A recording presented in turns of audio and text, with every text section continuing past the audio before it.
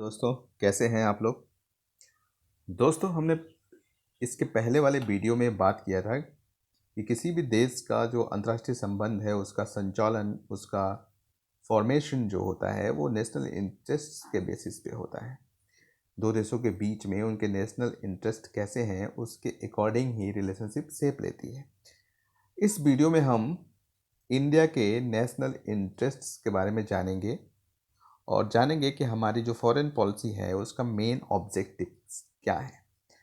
दोस्तों, ये समझना काफ़ी ज़रूरी है क्योंकि अगर हम उत्तर लिखते हैं यूपीएससी के प्रश्नों का तो ये कॉन्सेप्ट्स क्लियर होने चाहिए और हम इनका प्रयोग हर जगह, हर आंसर में अपनी लेखन क्षमता के अनुसार कर सकते हैं। तो जो India's foreign policy main objectives हैं वो secure national interest and ensure inclusive development. आप सोचेंगे कि इंक्लूसिव डेवलपमेंट से फॉरेन पॉलिसी का क्या रिलेशन है, या कुछ लोगों को मालूम भी होगा, लेकिन ये बहुत ही गहरा रिलेशन है। क्योंकि अगर इंटरनेशनल रिलेशन सही नहीं होते हैं या फिर इंटरनेशनल रिलेशंस के माध्यम से भारत में विकास और वृद्धि इन सब दरों को बढ़ाया नहीं जा सकता है तो इंक्लूसिव डेवलपमेंट हो ही नहीं सकता। और सेकेंड थिंग, जो हमारा नेबर है, नेबरिंग स्पेस है, वहाँ पे अगर अनस्टेबिलिटी होगी तो भी हम सोशियो इकोनॉमिक डेवलपमेंट पे फोकस नहीं कर पाएंगे। दोस्तों, देखते हैं हम कि भारत के नेशनल इंटरेस्ट क्या क्या है। ये मैंने मिनिस्ट्री ऑफ एक्सटर्नल अफेयर्स की वेबसाइट से एक आर्टिकल से कुछ पॉइंट्स नोट किए हैं। Securing our borders to protect the territorial integrity। अपनी सीमाओं की सुरक्षा, राष्ट्र क्षेत्र या क्षेत्र या भारत की अखंडता को बनाए रखने के लिए। ऑब्वियस सी बात है, कोई भी देश अपनी अखंडता कभी भी भंग होने नहीं देना चाहेगा। और भारत चूँकि एक मल्टी डाइवर्सिफाइड कंट्री है, यहाँ पे multi linguistic, multi cultural, multi religious, multi ethnicity के लोग रहते हैं, उनके इंटरेस्ट अलग अलग हैं और इन सब इंटरेस्ट का एक कॉमन इंटरेस्ट बना करके राष्ट्र की अखंडता को सुनिश्चित करना वास्तव में एक चैलेंजिंग काम है। और दूसरा है countering cross border terrorism. Countering cross border terrorism का मतलब है कि जो सीमा पार से जो स्टेट स्पॉन्सर्स टेररिज्म होते हैं, जैसे कि जो हमने प्रॉक्सी वार के बारे में बात करी थी, छद्म युद्ध, जो कंट्रीज़ एक दूसरे से मेन फ्रंट पे लड़ करके नहीं जीत सकते हैं वो प्रॉक्सी वॉर का यूज़ करते हैं और दूसरे एक दूसरे को नीचे दिखाने या पीछे धकेलने की कोशिश में लगे रहते हैं। तो भारत के जो नेबरिंग कंट्रीज़ हैं लाइक पाकिस्तान एंड चाइना, ये काफ़ी हद तक प्रॉक्सी वार का सहारा लेते हैं। और काउंटर क्रॉस बॉर्डर टेररिज्म में क्रॉस बॉर्डर टेररिज्म इसी का एक देन है जिससे भारत काफ़ी लंबे समय से जूझता आ रहा है। तो ये वास्तव में हमारे सिक्योरिटी, इंटरनेशनल सिक्योरिटी के लिए काफ़ी बड़ा थ्रेट है। Energy security and food security. Energy security basically जब किसी कंट्री का इकोनॉमिक ग्रोथ बढ़ता है और वो डेवलप्ड कंट्री की तरफ बढ़ने लगती है तो उनकी एनर्जी की आवश्यकताएं काफ़ी बढ़ जाती हैं और वो एनर्जीज की इस रिक्वायरमेंट को पूरा करने के लिए तरह तरह के अल्टरनेट्स ढूंढने लगती हैं जो कि सीधे सीधे नेशनल इंटरेस्ट से जुड़ जाता है। साइबर सिक्योरिटी ये करंट सिनेरियो में काफ़ी इम्पॉर्टेंट है क्योंकि जो वर्तमान में जो साइबर स्पेस का यूज़ बढ़ा है हर देश में ग्लोबलाइजेशन के बाद से, तो साइबर सिक्योरिटी एक नया चैलेंज बन करके विकासशील देशों के सामने उभरा है। Creation of world class infrastructure. World class infrastructure किसी भी देश के लिए बहुत ज़रूरी है क्योंकि वर्ल्ड क्लास इंफ्रास्ट्रक्चर को देख करके ही फॉरेन डायरेक्ट इन्वेस्टमेंट्स या इन्वेस्टमेंट्स आते हैं और वो यहाँ पे यहाँ वृद्धि और डेवलपमेंट में अपना योगदान देते हैं। और दूसरी बात, लोगों के जो नागरिक हैं उनको भी क्वालिटी वाले इंफ्रास्ट्रक्चर्स मिलते हैं। Non discriminatory global trade practices. Bharat चूँकि एक विकासशील देश है और विकासशील देशों में एक प्रतिनिधि के रूप में उभर रहा है, चीन के साथ, ब्राज़ील के साथ, मैक्सिको के साथ, तो भारत की जिम्मेदारी बनती है कि विकासशील देशों के हितों की रक्षा वैश्विक ट्रेड पर करे और जिससे कि भारत को भी फ़ायदा होगा। जैसे WTO के मंच पर और अन्य वैश्विक जैसे G20, G77 इन ऐसी ऑर्गेनाइजेशंस के मंच पर भारत विकासशील देशों के हितों की रक्षा करेगा, क्योंकि जो डिस्क्रिमिनेटरी ग्लोबल ट्रेड्स प्रैक्टिसेस होंगी उससे किसी भी विकासशील देश को नुकसान होगा। Equitable global responsibility for protection of environment.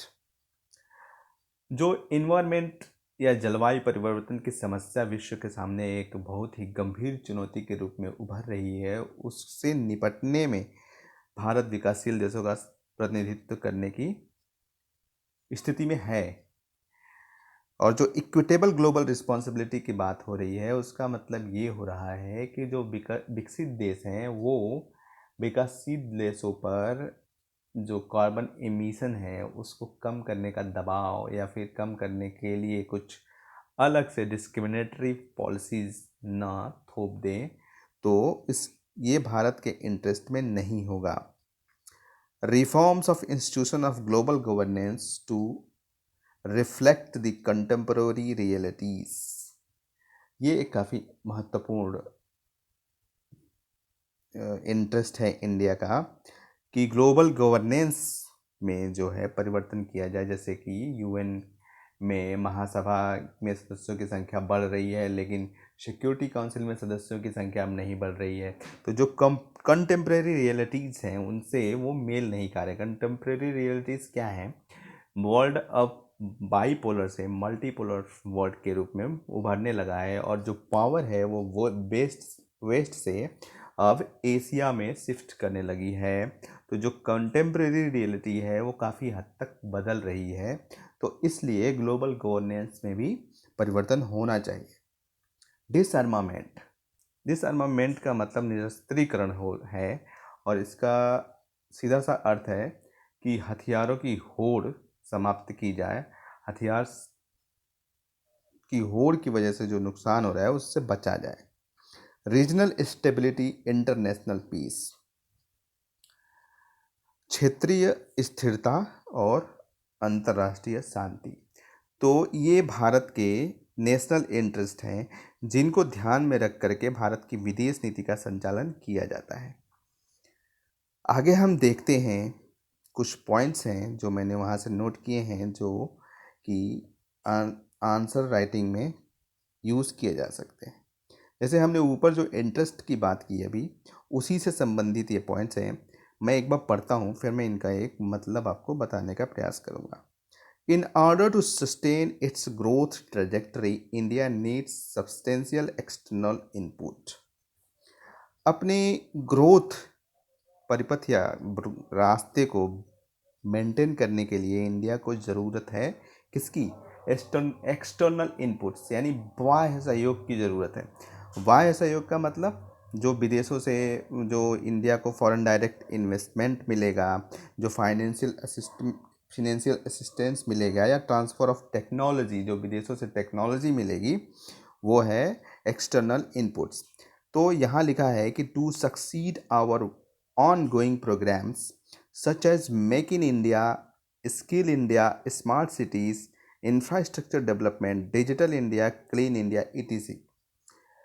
मतलब जो भारत सरकार की ये महत्वाकांक्षी योजनाएं हैं उनको पूरा करने के लिए ज़रूरी है कि हम विदेशी सहयोग प्राप्त करें, विदेशों से डायरेक्ट इन्वेस्टमेंट लेके आएँ, फॉरेन पार्टनर्स ढूंढें जो हमारे इन परियोजनाओं में हम मदद करें, फिनेंशियल असिस्टेंस और ट्रांसफ़र ऑफ टेक्नोलॉजी।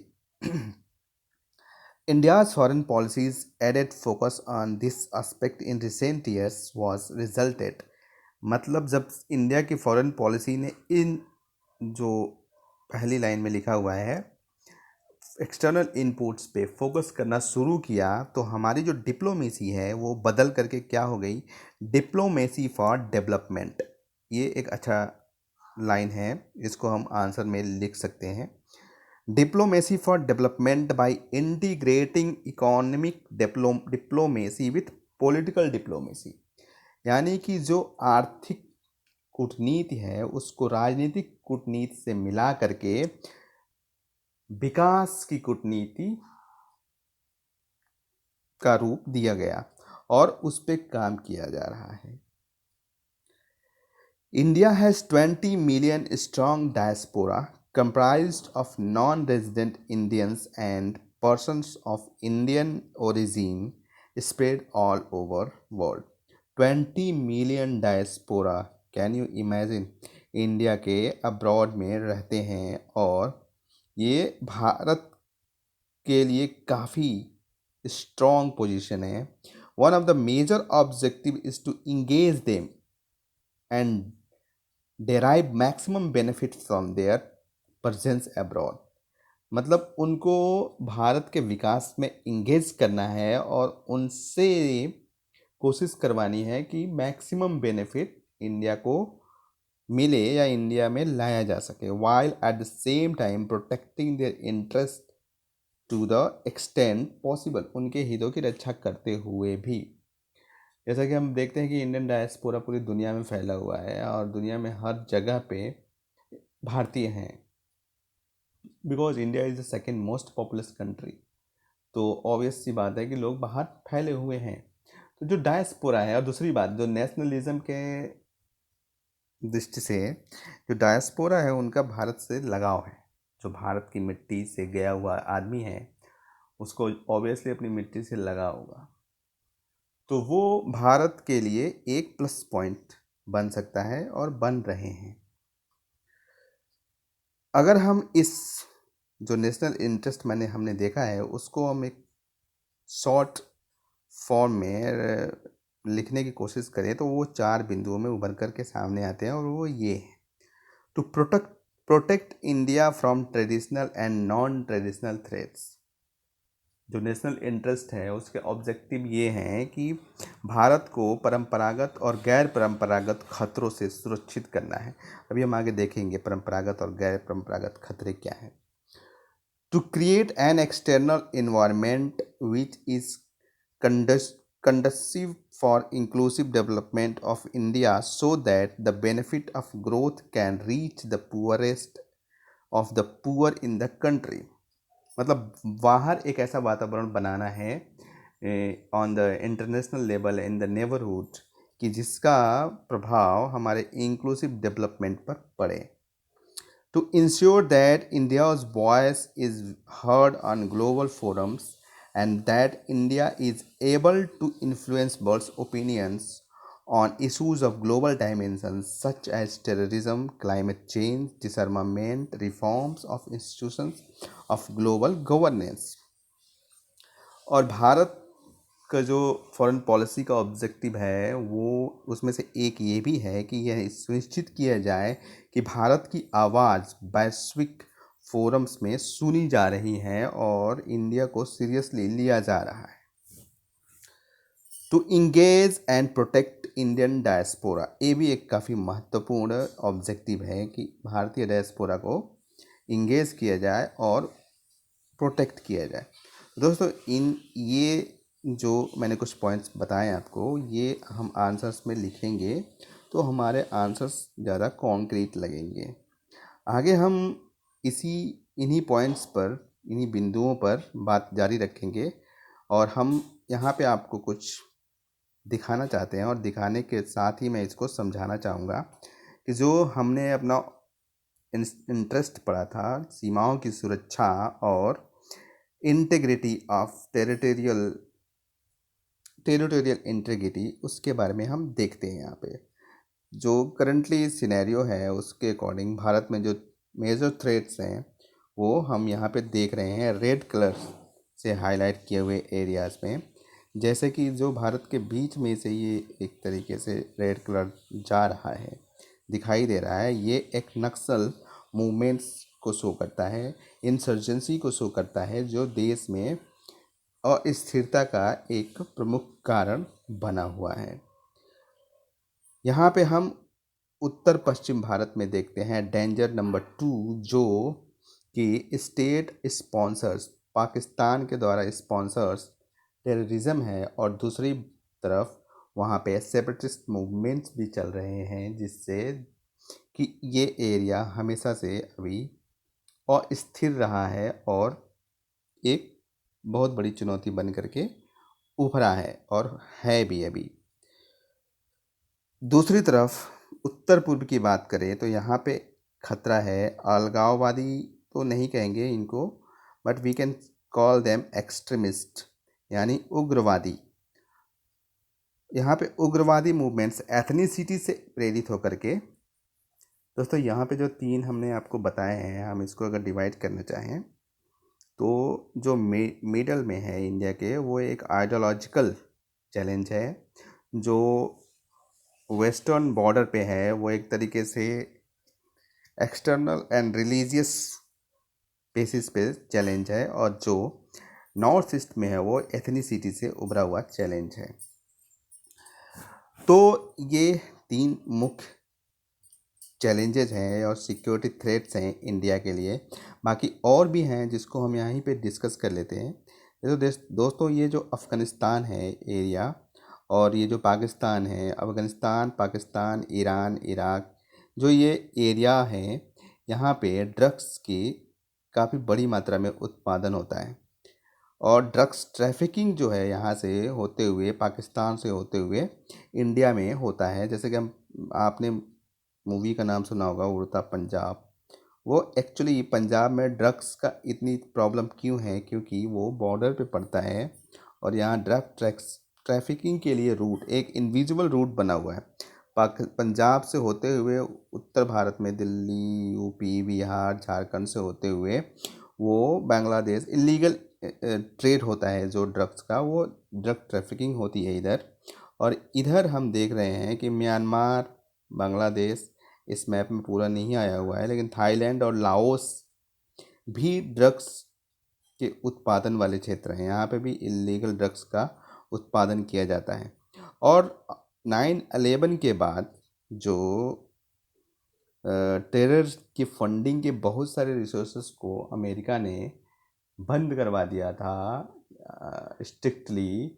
तो कुछ जो ये अल्टरनेटिव्स उभरे, उसमें ड्रग ट्रैफिकिंग, ह्यूमन ट्रैफिकिंग, ये सारी चीज़ें भी उभर करके सामने आई, जो एक थ्रेट के रूप में भारत में दिखाई देती है। जैसा कि हम देखते हैं कि जो ये ड्रग ट्रैफिकिंग का रूट बना हुआ है, पंजाब, नई दिल्ली, उत्तर प्रदेश, बिहार, झारखंड होते हुए बांग्लादेश, म्यांमार, ऐसे जाता है रूट एक। और यहाँ पे आप देखेंगे कि ऑर्गेनाइज्ड क्राइम बढ़ गए हैं, बढ़े हुए मिलते हैं, मतलब आई मीन ऑर्गेनाइज्ड क्राइम होते ही है। नेपाल से बॉर्डर लगता है तो यहाँ से भी इलीगल ड्रग्स ट्रैफिकिंग और नकली नोटों की इंडिया में लाया जाता है। तो एक ऑर्गेनाइज क्राइम यहाँ पे मिलेगा, ऑर्गेनाइज फॉर्म में आपको क्राइम मिलेगा। जैसे छोटी छोटी बात पे आप देखेंगे कि यहाँ पे लोग हथियार निकाल लेते हैं। और या साउथ इंडिया में देखिए, वहाँ पे आप मूवीज़ को देख करके अंदाज़ा लगा सकते हैं। साउथ इंडिया में मूवी में चाकू, छुरी, तलवार, फरसे और ये सब निकलते हैं, लेकिन उत्तर भारत में कट्टा निकल जाएगा, रिवॉल्वर निकल जाएगा, बंदूक निकल जाएगी। बिकॉज़ यहाँ पे इलीगल ट्रेड और ट्रैफिकिंग की वजह से एक ऑर्गेनाइज क्राइम बहुत पहले से डेवलप हो चुका है, और एक बहुत बड़ा थ्रेड भी है वो। जैसे इलीगल करेंसी भी ये ट्रांसफ़र करते हैं। एक श्रीलंका के साइड में भी प्रॉब्लम थी लिट्टे की, जो कि लिंग्विस्टिक टेररिज्म के रूप में जाना जाता था पहले, लेकिन वो अभी रिजॉल्व हो गई है, तो इसलिए यहाँ पे उसको मेंशन नहीं किया गया है। आगे देखते हैं हम, जो एनर्जी सिक्योरिटी की बात मैंने की थी, वहाँ पे दोस्तों ये देखिए, ये एनर्जी सिक्योरिटी जो है किस तरीके से इकोनॉमिक सिक्योरिटी, एनवायरमेंटल सिक्योरिटी और नेशनल सिक्योरिटी से जुड़ा हुआ है। ये एक ग्राफिक्स के माध्यम से समझाने की कोशिश की गई है कि एनर्जी सिक्योरिटी कितनी ज़रूरी है। जब कोई भी अर्थव्यवस्था विकसित होती है, विकास होता है उसका, तो उसकी रिक्वायरमेंट बढ़ती है और रिक्वायरमेंट को पूरा करने के लिए ज़रूरी है कि एनर्जी हमारे पास होनी चाहिए। एनर्जी की भी डिमांड बढ़ती है उस देश में। जितना भी आर्थिक वृद्धि होगा और विकास होगा तो एनर्जी की डिमांड ऑब्वियसली बढ़ेगी। इसीलिए इंडिया अल्टरनेटिव एनर्जीज ढूंढने के लिए या उनमें इन्वेस्टमेंट करने के लिए प्रयासरत है। जैसे अफ्रीका में इंडिया ने बहुत सारे कंपनीज वहाँ पे जा कर के और एक्सप्लोर कर रही हैं एनर्जी के लिए। साउथ चाइना सी में भी वियतनाम के साथ भारत के ONGC का, किर्गिस्तान में ONGC का एग्रीमेंट हो रहा है और वहाँ पे भी इंडियन कंपनी जा कर के एक्सप्लोर कर रही हैं एनर्जी की डिमांड को। और बाकी यहाँ पे जो अल्टरनेटिव एनर्जीज के ऑप्शंस भी ढूंढे जा रहे हैं, solar energy, wind energy, geothermal energy, इन सब का भी विकल्प ढूंढा जा रहा है। वहीं अगर हम चाइना को देखें तो चाइना में जो एनर्जी सिक्योरिटी का प्रश्न है उस पर चाइना ने काफ़ी एग्रेसिव रूप अपना लिया हुआ है। जैसे कि उसका विस्तारवादी नीति एक तरीके से कह सकते हैं कि इसकी ही देन है, डिमांड, बढ़ती हुई डिमांड्स की देन है। जैसे तिब्बत पर कब्जा कर रखा है और भी जहाँ पे भी उसको ज़मीन मिलती है दिखती है वहाँ पे वो, हम इस पर बात करेंगे एक पर्टिकुलर वीडियो में। चाइना की जो पॉलिसीज़ हैं, जैसे कि 5 फिंगर की पॉलिसी है, सलामी पॉलिसी है, कैसे वो इनका प्रयोग करके दूसरे देशों को परेशान करता है, तो इसको भी हम देखेंगे एक दिन। दोस्तों, साइबर वारफेयर, जैसा कि हमको मालूम था कि 3 तरह के युद्ध के क्षेत्र होते हैं, जल, थल और नभ। पहले हम लोग यही जानते आ रहे थे, लेकिन अब एटलीस्ट 5 तो मुझे मालूम है। साइबर वारफेयर उसमें से एक है, और एक है स्पेस, 2 हो गए, और 3 वो जल, थल और नभ। 5 वारफेयर हैं जहाँ पे युद्ध होते हैं और युद्ध हो सकते हैं। तो जो साइबर सिक्योरिटी है इंडिया में, ये एक नए थ्रेट के रूप में उभरा है। और जैसे कि हम यहाँ पे देख सकते हैं कि security attacks likely to have surged 6-fold since March 2020 after the lockdown. Lockdown has forced many people to work from home. Warnings of surge in the attacks from China hackers. Sorry. Indian cyberspace also on high alerts owing to China border tension. दोस्तों, China जो internet या cyber warfare को लेकर के काफ़ी active है।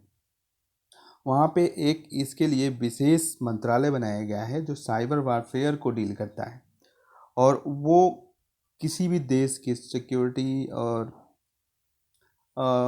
खुफिया जानकारियों को एक्सेस करने के लिए हैकिंग का प्रयोग करते हैं। तो चूँकि इंडिया ने अभी हाल ही में चाइना के बहुत सारे ऐप को बैन कर दिया, तो चाइना से हैकर्स के हमले काफ़ी ज़्यादा हो गए थे इंडियन साइबर स्पेस में। तो साइबर सिक्योरिटी भी एक थ्रेट है और एक काफ़ी कंटेम्प्रेरी इशू है। तो इसको अच्छे से हम करेंगे एक पार्टिकुलर